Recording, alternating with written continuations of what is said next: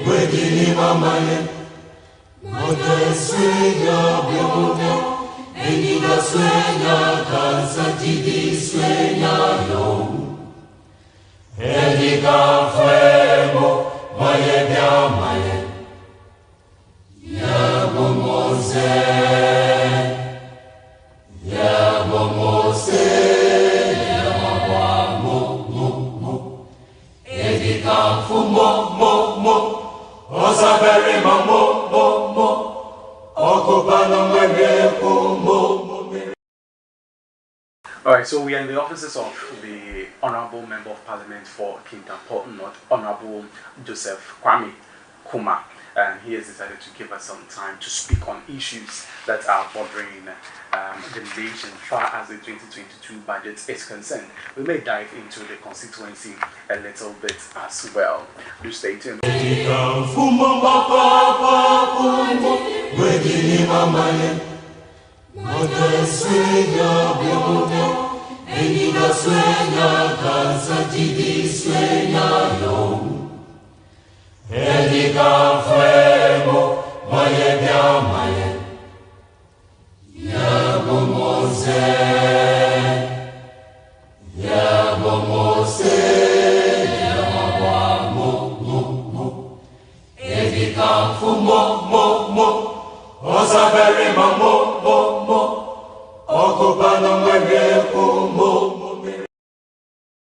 Blue City is a manufacturer and supplier of high-quality fashion accessories.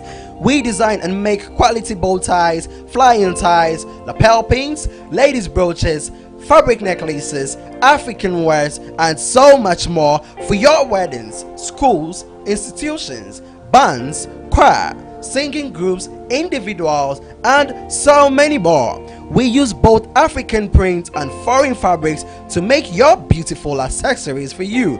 Oh yeah! Contact us via call or WhatsApp or SMS on 0240 926 564. Locate us at Odoko Official Town opposite Emil's Preparatory School. Check us out on social media, Facebook and Instagram at Blue City Fashion. Blue City, creativity and style.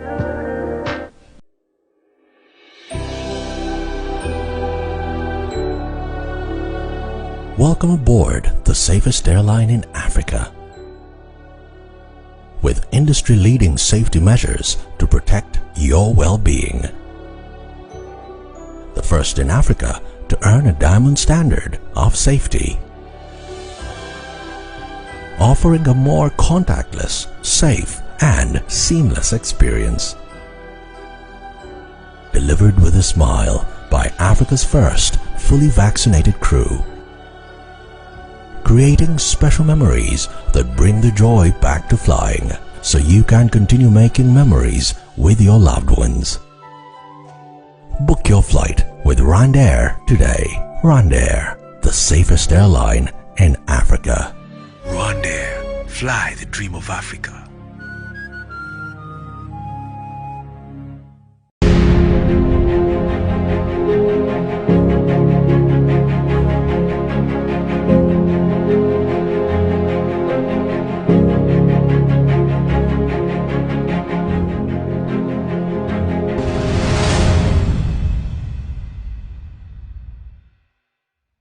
Honorable, good evening, and thank you for having us in your office. Good evening, my brother.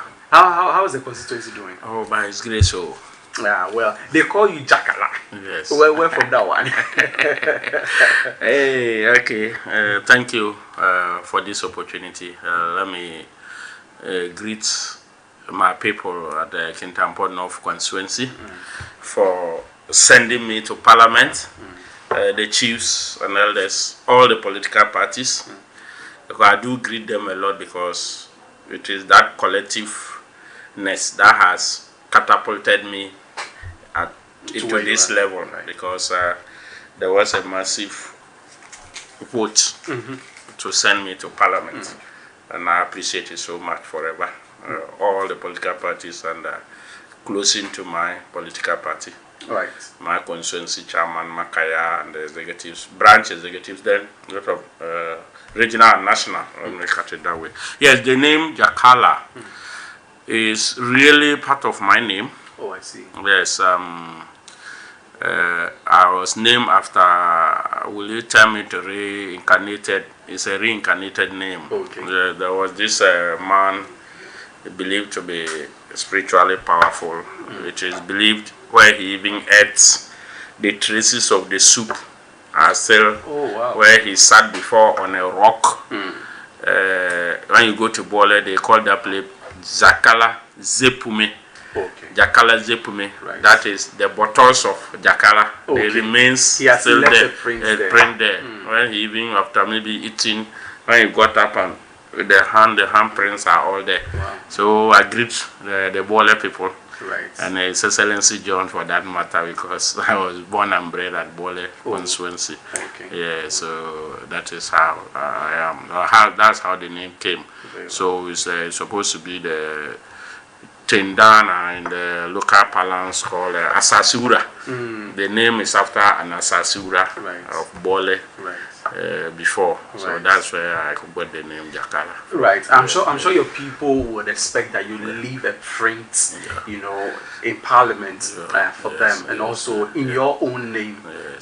Even I mean, years after you're no longer representing them. Now, I hope that you present them for a very long time. They would be able to remember you.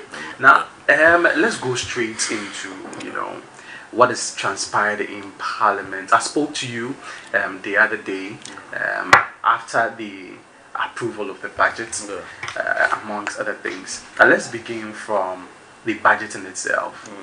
Your side of the House has proposed some 5 key elements that the finance minister should consider. Say that the minority leader has said that in the absence of these, there would be no approval of the budget from your side. How has it been for you? I know it's been challenging because you approve.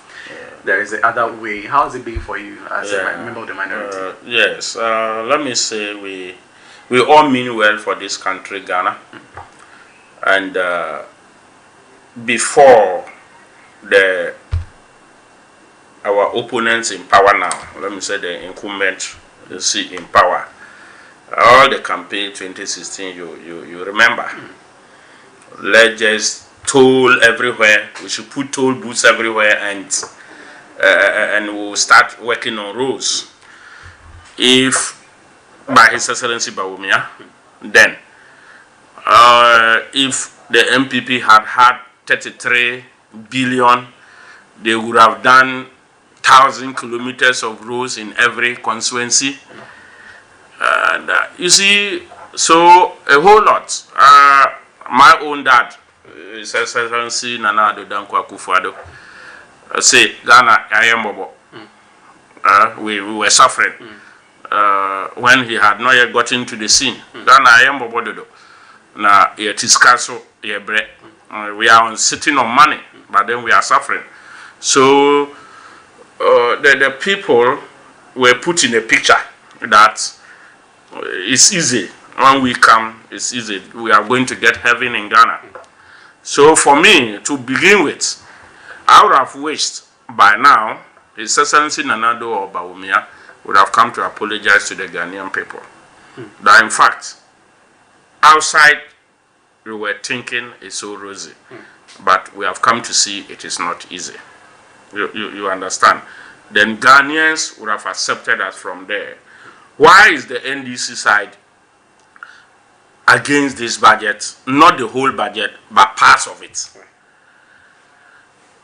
Quoting him again, that the economy, it was a lazy man approach, His Excellency Bawumia, to just be on taxing people for development. But the other day when they come, we're moving from taxation to development or production. Quote him right, we are to move from taxation to production. And today, if we are not seeing those things, and if you have come, you have not taken away all the taxes, a few you have just touched, and you are now adding on. The NDC side is aware that is through taxes will develop. But then, His Excellency John, if you tell me he taxed more that time, they say to whom much is demanded, more is given, much is demanded. He built the exchanges, he worked on roads, cheap compounds, 2,000 and above, E-blocks, even the brain alone. At times somebody will tell you he couldn't finish. But the designing alone, the plan to even design, what goes into designing, and then before the structures are even awarded and put up, it's already a whole lot of a plan to go into that thing. So when you are talking of somebody taxed before, and you have come and you are condemning him, and you begin taxing but you have nothing much to show, then we think we have the right to criticize you and to put you right. Now you have come, you are collapsing toll booths. Instead of suspending, you have done what? You have completely said they should stop collecting tolls from the booths. Now, is it not illegal? to cut you out, but about the toll booths, Yeah. it seems that the conversation has, sidelined that aspect, because now, I mean, when we listen to the minority, for instance, we keep hearing about, the fight against the e-levy, which, I mean, most Ghanaians Yes, about, yes. amongst other things. But about the closure of the toll, it seems that nothing is being done about it. And recently we saw the toll operators demonstrate and present. Yes, the speaker, that very day it happened, the speaker came out with a communique that he had no right, our brother Makwanta had no right to stop the toll booths outright. The budget was still not even heard, discussed and accepted. So he should reverse it. He gave an order it should be reversed. And the other side, you heard what they were telling him. Yes. Even the secretary of our people, NPP, John Boadu, is quoted telling the speaker if he wants, he can go and be collecting the toll booths. Is that the way we want to go? This is where some of the problems that we started encountering, because if Parliament has that power to accept the budget, discuss it and approve, and it is not yet approved, then you start implementing things the way you want. It means you have taken Parliament for granted. And when we say Parliament, it's both you, the incumbents, and then the opposition members. We make up the Parliament. We take the decision together. So how can you be one-sided? One-sided Parliament cannot approve a budget. Forthwith, we have come to a point. The budget was read in Parliament. If you tell me that there were 274 people in Parliament, the hazard, everything shows it now. We were 240 people in Parliament. If you boycotted and 173 people carried the day because we formed quorum, because a quorum of 1/3 is 91, and we were 137. So we had the right to take a decision for Ghana. And if you say it was illegal to pass that budget, and the next day you want to overturn the thing and you didn't have that 274 people attending Parliament, you 137, because the 138th person was the referee, which every social science student, every SS student is aware, goes into the constitution and sees that once you are presiding, you have lost your original and whatever votes, and you still insist you can be counted before you are a member of Parliament, my brother.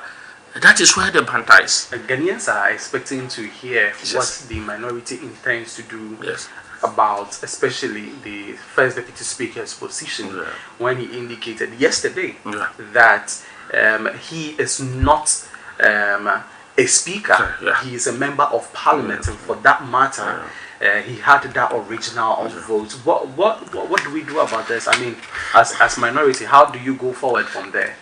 We know our speaker. We will not call him, he's not a speaker.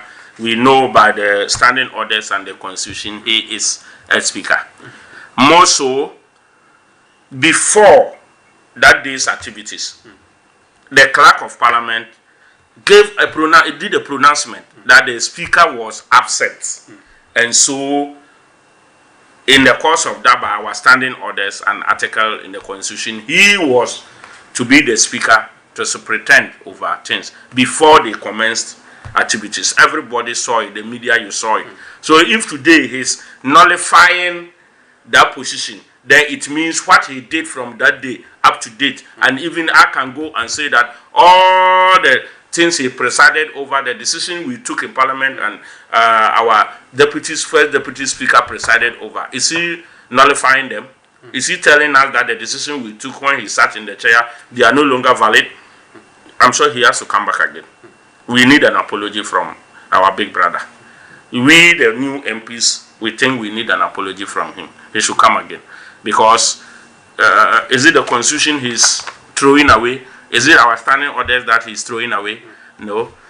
Maybe emotions at that time gave room for that comment. I feel that maybe by today. This morning I heard, is it a delegation visited? I didn't see whether Austria or the Australian ambassador, right. They visited, he received them at as a huge capacity. As just an ordinary member of parliament or somebody stepping in the absence of the speaker. Right. So in a time of desperation, I'm sure we need to be careful. Certain pronouncement can come.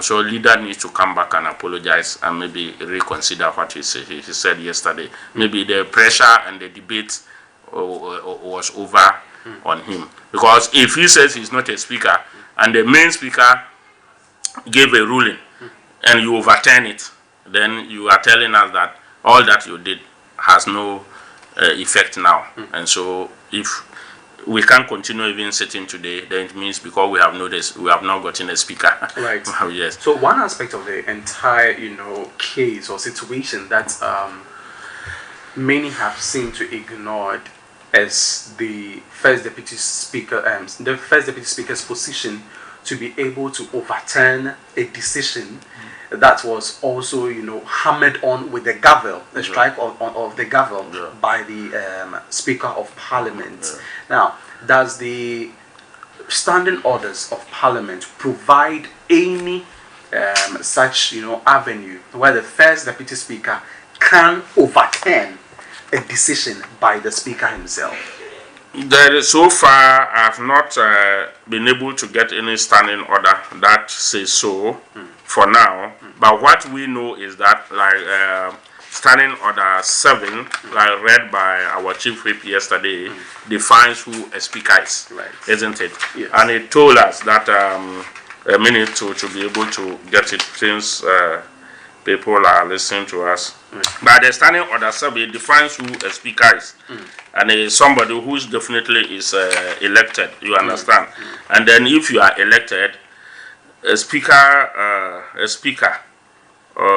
includes a member presiding at a sitting.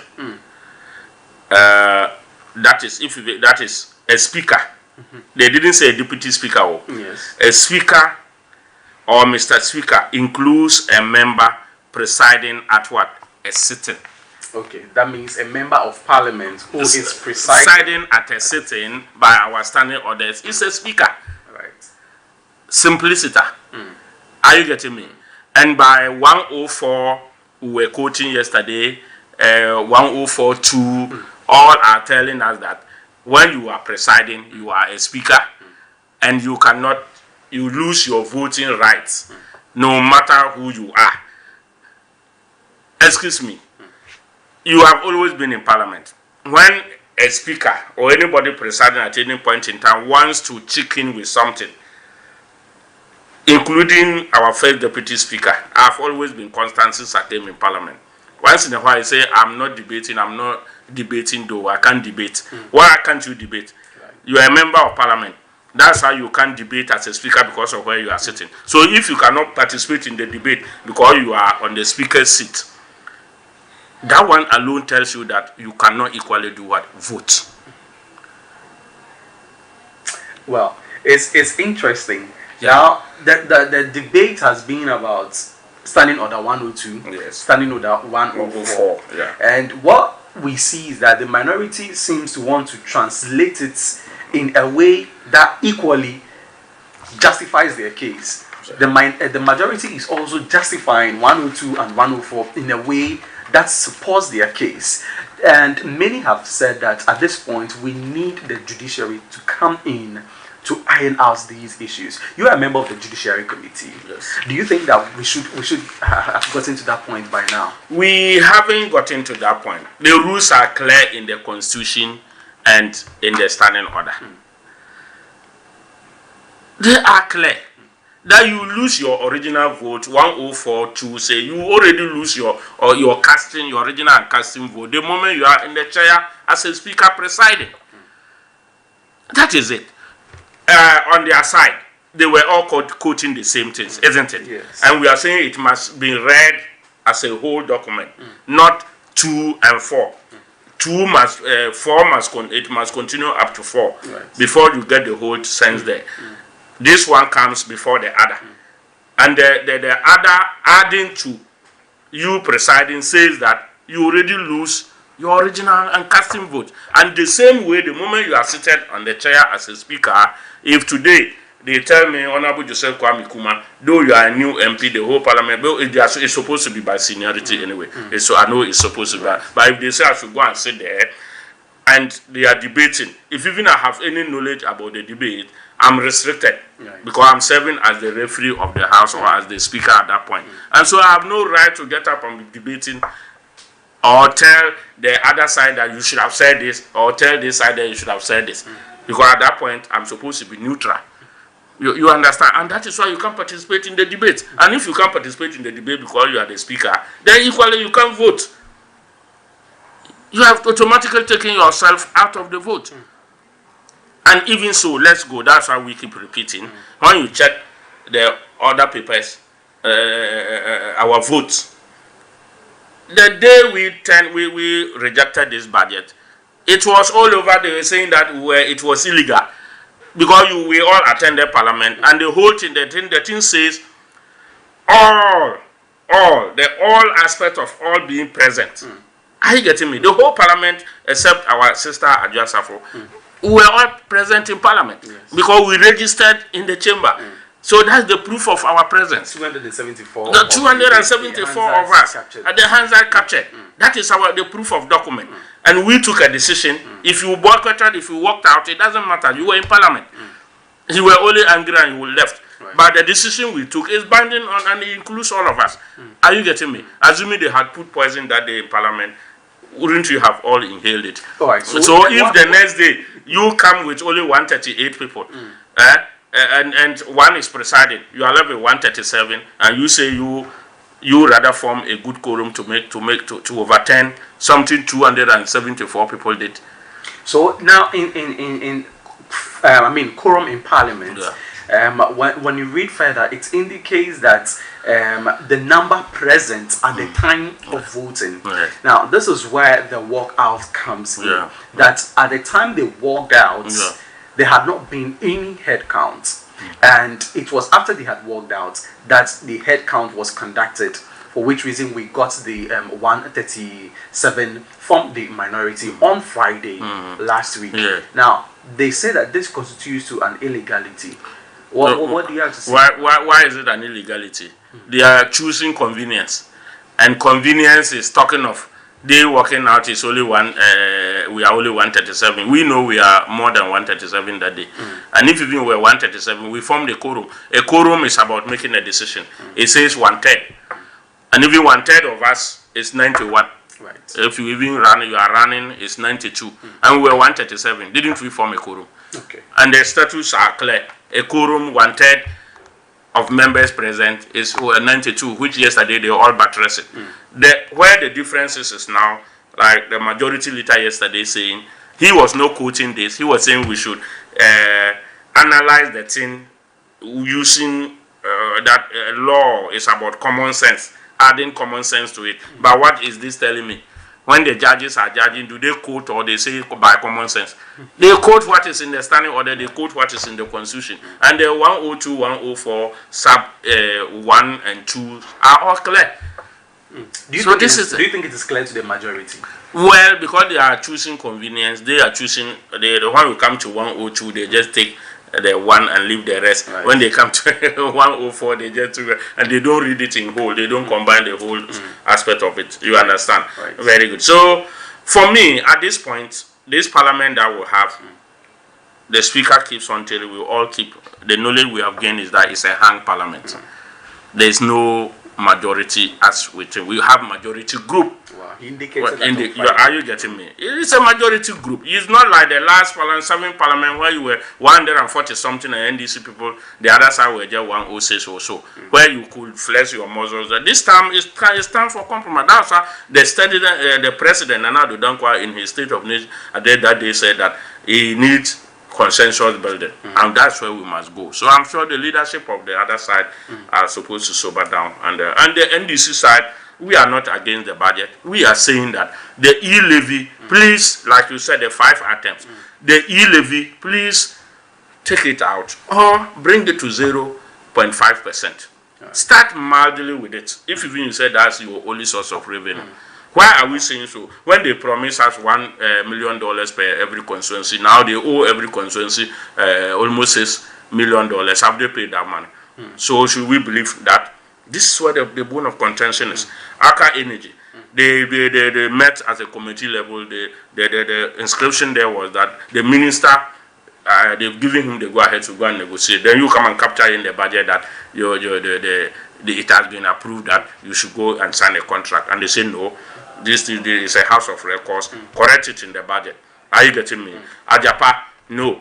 We don't need it because we don't need funds that you will be cholesterol again. Ajapa, it was very good. Are you getting me? Because of the collateralization of most of our funds, the gold, the money that comes almost every year is about $10 million. It's enough to help Ghana. Instead of you going to collateralize, that's why we fear. We don't want it to go through. They said put something on Cater Street Defense. Capture something in the budget, and you come and tell us that you have understood us. But by concession, you are approving what the proposal are. And that the minority, we are saying with our leadership that let those things be written in this 2022 budget. You should still have the soft copy, and the soft copy is just there. Just go and key in that, okay, e-levy. In negotiation or in consultation with stakeholders. No, we are not the only stakeholders. Right. You know, after every budget reading, we have post-budget retreat. Right. Speaker upon speaker came there and said the e-levy was a threat. They gave examples of countries that even were on e-levy, and people ran to cash. Exactly. We have now moved from cashless. We have now gone into cashless society, and now you want us to run back to cash. You understand? So if you know that's your only source, because you are holding the kitty, you say do some reductions. Are you getting me? So the Kitasi defense at least show some commitment there. Because His Excellency Bawumia went and gave $100 million to when an issue befell some of the neighboring countries. He went and gave them $100 million. And the whole Ghana itself, our people have suffered Kitasi defense, and you won't go and give them. You won't put anything in the budget for them. My constituency, Kintampono, when the beginning of the rainy season, March, April, there were storms and about 350 houses were affected. Yes. I tabled in a question, and the Interior Minister came and said there were no funds. But as of July this year, the Minister of Finance had released funding for it. Up to date, my brother, I've not even had a bucket for Kintampono North people. Interesting. Meanwhile, the Interior Minister came. I followed up to the director, and he promised they were on it. Up to now, not even a blanket has been provided for Kintampono North people. So you see, when things are going this way, and you bring things that we should just approve, then it's a bit bothering. And so we want evidential things in the budget. The concessions that the finance minister named in the other paper, the votes that they have considered some concessions subject to whatever budget and what. The leader and the minority, we are saying that adjust them in the budget. Let's see that maybe Ajapa is out by discussion or acceptance of the concession. E-levy, if even we are not taking out, is now 0.5 to start with. What is it called? Aka Energy, the inscription there is changed. And when you do that, definitely the budget will be affected a bit, because the figures you have proposed with the 1.75, you won't get those figures again. And so this is our stand. They go and do the amendment and now come and relay the thing. And you think it's a defeatist approach if you come and relay. So where is the consensus now? I propose on behalf of Ghanaians that do this and we'll all go on smoothly. And you said no. What you have said, I have heard, but I won't touch the budget. Now, is there no other way of,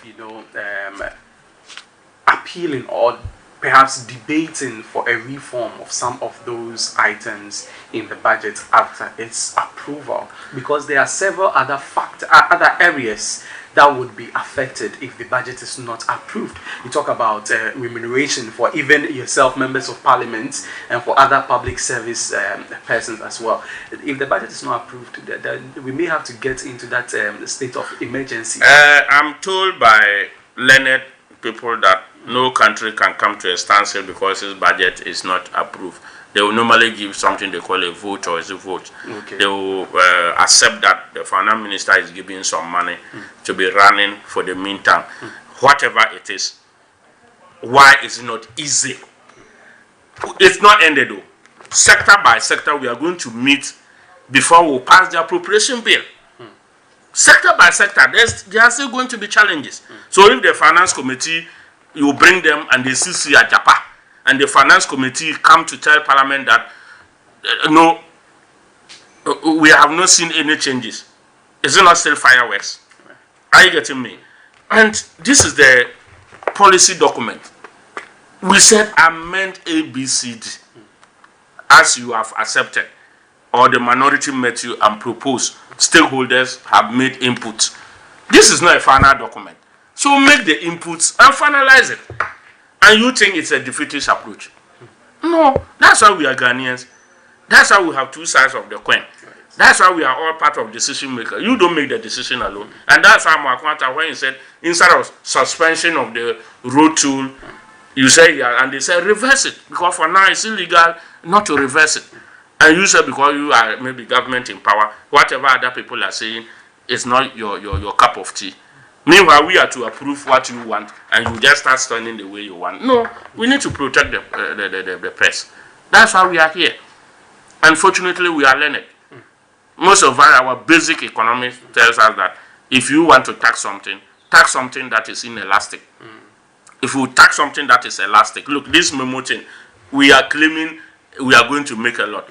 It is an inelastic thing to tax. Inelasticity or elasticity. You see, elasticity is defined as the degree of responsiveness to price, to change in price of a commodity. If the response, if I reduce a price of something small, and many people will rise to buy it, then it means it is elastic.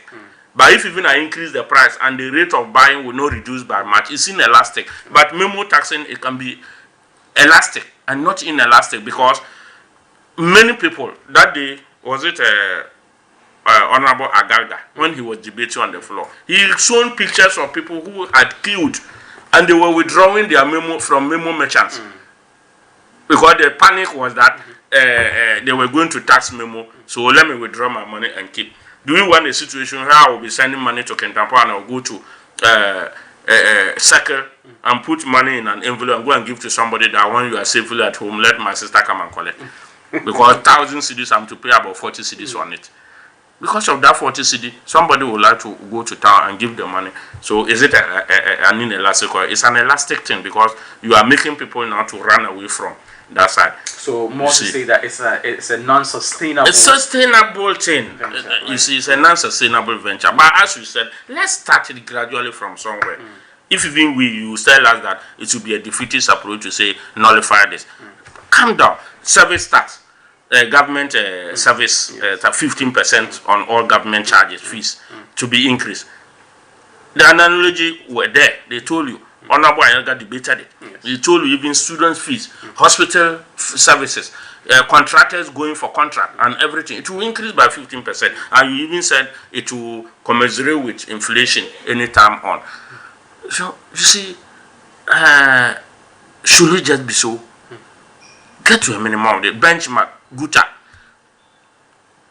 Ghana Union of Traders. So they raise a red flag that the benchmark withdrawal is going to affect them. But it's only said that it will be reviewed. Now, we don't know the contents of it. Yes, so please just do those amendments here as proposed by the minority. And then we do what? Then we all go smoothly. You are the father of the nation. You are having the packet. Listen. And we said, your wife and children say, Daddy, please, what is happening will affect us. So do something about it. Do something small for us to know that you are listening. You understand?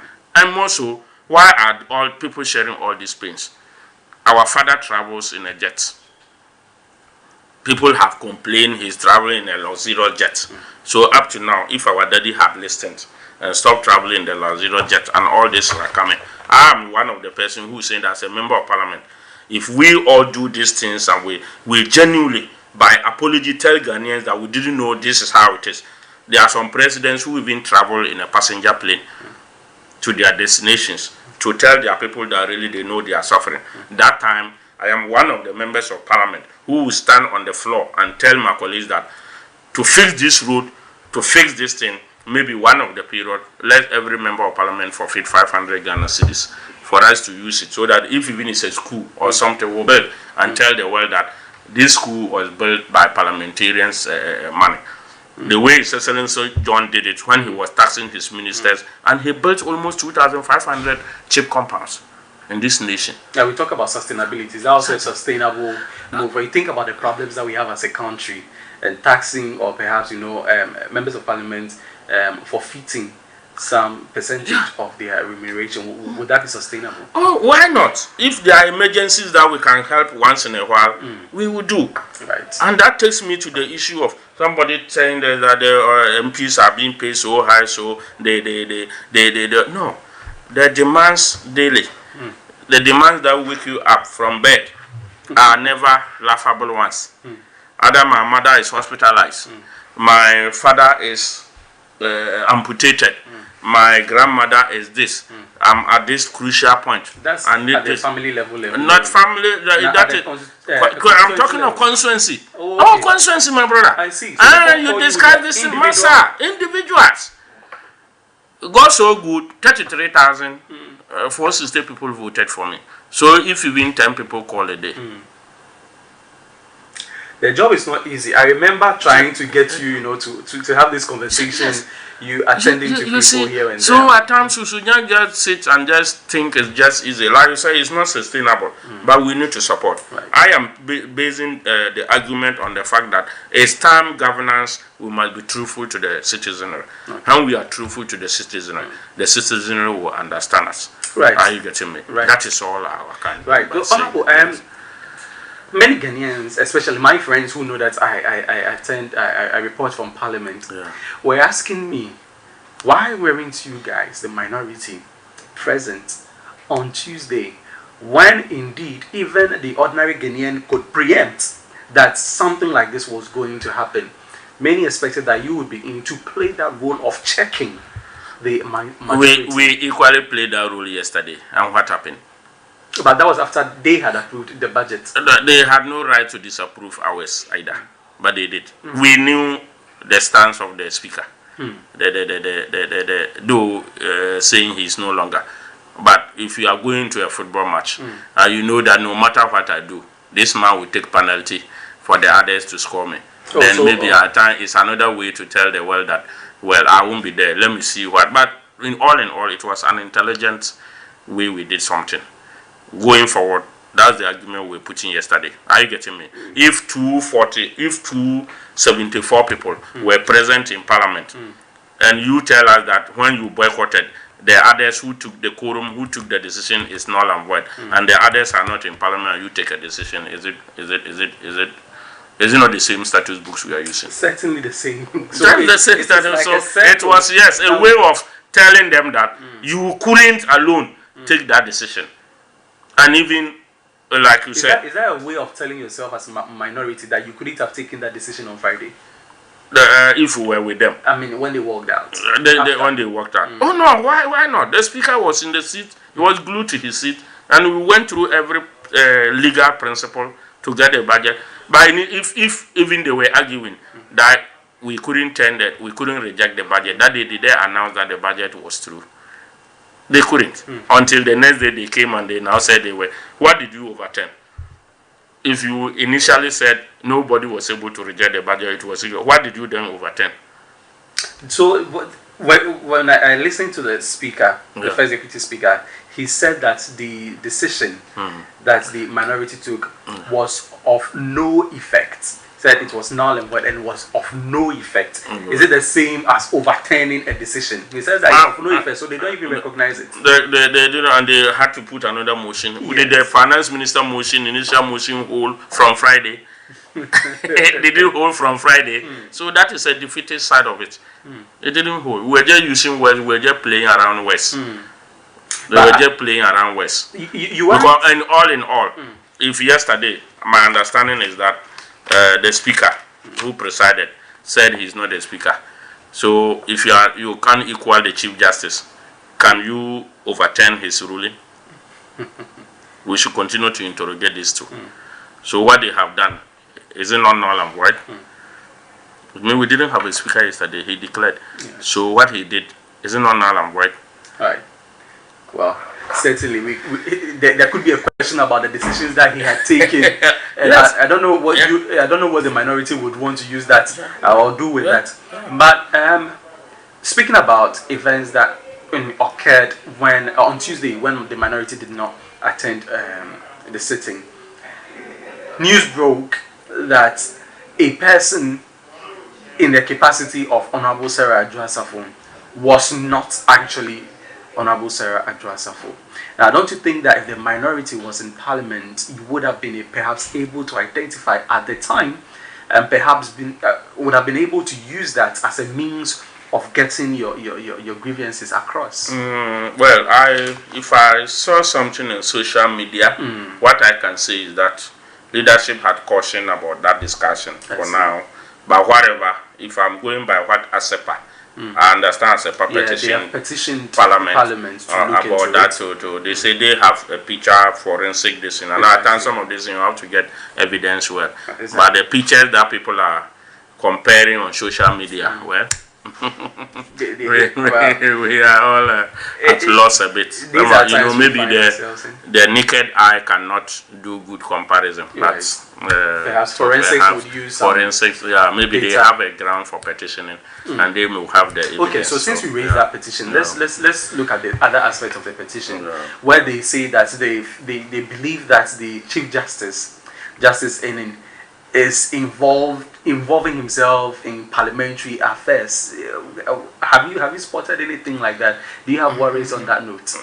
Well, for me, I'm a judicial committee member. Yes. The Chief Justice, well, I don't know if that day he came to Parliament before the majority went and sat. That's what I dropped that. But he has the right to come to Parliament. It could be possible he came to discuss one or two things with somebody. I cannot put him in that situation. So if ASEPA can prove that he really came and maybe he had a sitting with the majority, then maybe, and even that you can't just claim that what he came to discuss is just basically on that. But they have done the petition. I don't have evidence of that, so I can't really talk about that. Chief Justice is my boss, so if anything at all, if he came to Parliament, then he needed to visit the Judicial Committee members too, which he didn't. Well, I believe maybe that if he came on the legal ground, he should have even made us with our chairman will meet, and then he should have made us proud that we will go and meet us and do some interpretation with us and tell us that you are the Judicial Committee, so this ABCD, so that we would have learned from that. Yeah. That's all. Just by the way. So Honorable, we're coming to a wrap of the conversation. Yeah. You have to attend to other meetings as well. Yeah. Now, yesterday, when the minority leader moved for the motion for the decision that was taken on Friday to be set aside, the speaker rejected that motion, and which means that whatever decision was taken on Tuesday still stands. What other options can the minority explore to, present their case and fight their case forward? Well, I'm sure this country is by laws, and Dr. Ini, Honorable Arun Edrisu, James Agalga, they are all legal brains. Honorable Dafema, Honorable Ayarga, they are all legal brains, and if you check their point of argument, they went basically not talking of only common sense, but everybody quoted the standing orders and the constitution, because the standing orders are from the constitution. Everybody was quoting based on that and talking of the wholeness of it. So I'm sure based on that they will use those things, and by now they have thought through what to do if there's anything to be done of that sort. But for me, I will preach peace. The majority should sober down and let George do the changes, the concessions that, our leader said, your considerations cannot be in your mind. Let them reflect in the policy document. Right. Because this becomes the contractual evidence of our national policy.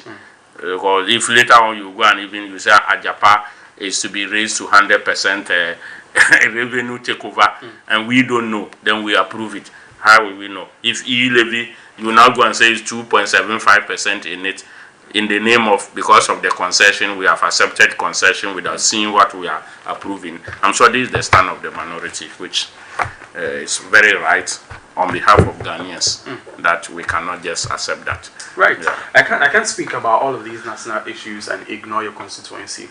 I remember some 3 months ago you inquired from, I think it's the Agri Minister, about some $7.5 million Canadian dollars.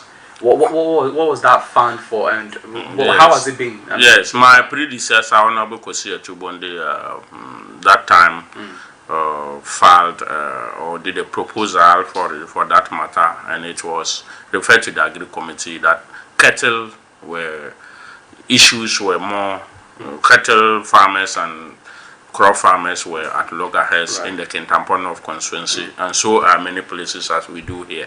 And so the solution was to have a cattle ranch that could help confine some of the animals, give them correct pasture for feeding, and then quality grass, and to improve their dairy, that's milk and other production, beef. And so he had Canadians to come down, go to the community, had the land. Then MC, he went with him to Canada. They did reciprocal visits, exchange of visits, and they were to bring that fund to help. And so when I came, up to date, we are not hearing anything. About 65,000 acreage of land had been acquired for that purpose. And it has almost gone into the drain. So that was what I raised the question on for him to come and answer. But when he came, his issue was that it wasn't only Kintampo. They were doing it for about 5 places, Saffron Plains and whatever, and all those places. Meanwhile, at a lesser cost, that's $7.2 million Ghana cedis, instead of 7.5 million Canadian dollars, which is on the lower side. And that was what I was saying, that no, that will not. But Kintampo North alone was to get that 7.5 million Canadian dollars project, which was to, they were to design it in acreages, confining cattle at this point. They graze, then they open the other outlet, they go and be grazing there. By the time they go some sort of a rotational manner, this side of the grass would have been again, maybe watering system to be sprinkling. And then, so a very nice project, beef supply, including dairy, extraction of milk and things. A whole nice package, and it's like we are leaving it to go. So we are following up. I'm looking for the answer, then we follow up to the minister and see. Right. That's Well, Not Honorable, good, yeah. Unfortunately, we have to wrap up the conversation here. Any final words to your constituents? What I would take the opportunity through Adoatv to I continue to thank them for bringing their son, brother, junior father here to participate in decision making for the municipality, and so that is the role I'm playing. I'll not let them down. Freely, I do tell them at any point in time my doors are open, my phone lines are always open. I pick call all the time to take their decisions on board. LGBTQ issues, they call and tell me their positions. Programs I go, I ask what position do you want us to take. They give me their insight, what they want us to do. And I'm playing that role effectively here. I just pray that the good Lord see us all to give us all life. And that my daddy, His Excellency Nanado, will listen and then let them do something on this budget so that Ghana will move forward. We need development in the constituency. It is the only constituency I'm yet researching, one of the oldest municipalities that hadn't got its inner road start. Apart from the main descent passing and one road to the College of Health. Other angles of Kintampo Township is not tied. And Kintampo, funny enough, is the center of the nation. Yes. The center of Africa. And for that, I can even say the world. So, and if that is the center of the nation, and a lot of things are. His Excellency Dramani Mahama did well. He awarded it on contract. The contractor who did work on it started, did gutters, filled a whole lot of things, and but the continuity, lack of continuity is what we are suffering. This on the road fund, I understand. Another contractor generally came and discussed it. We owe the contractor almost 2.4 million. That of Kunsu area, another road there. Then the Mo area to another road, 300,000. We owe contractors those, and we have not paid them. So we cannot blame the contractors for not being on site. Right. And that's what I pray that we'll get money, and then those roads will bounce back. For that heave that you heaved, I can tell. How passionate you are about your constituency. We wish you all the best, Honorable, in the constituency, and thank you very much for having us in your office for this wonderful conversation. Thank you very much. Right, so may the sky be your heart. Last minute, many thank you. Well, Honorable Joseph Kwame Kuma, the Member of Parliament for Kintampo North, just shared his thoughts about the happenings in Parliament with us. He also spoke about the constituency. We pray that our prayers as a nation would be heard, and that everything would go as planned for us. Thanks for watching and staying with us on PM Ghana tonight. My name is your humble servant, Reginald Adi. I'll see you on Tuesday. In the meantime, stay tuned to Adoatv.